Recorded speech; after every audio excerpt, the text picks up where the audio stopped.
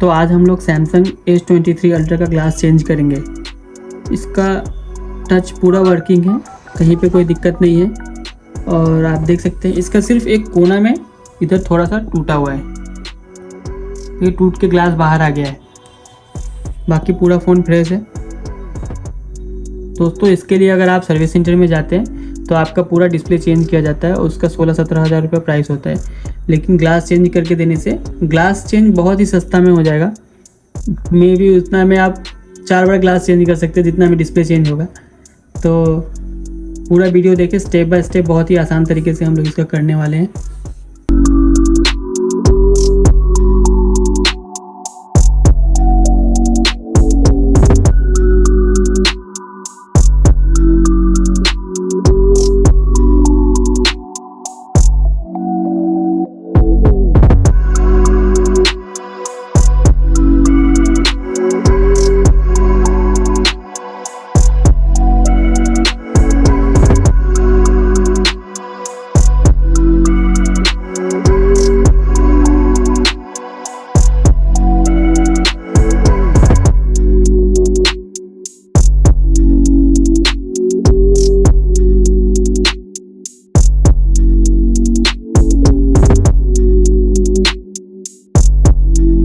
ये इसका कैमरा है 100 मेगापिक्सल 100 जूम जो होता है, 100x जूम का ये कैमरा ही है। ये देख सकते हैं कैमरा कितना बड़ा बड़ा होता है, इसमें लेंस कितना बड़ा होता है इसका।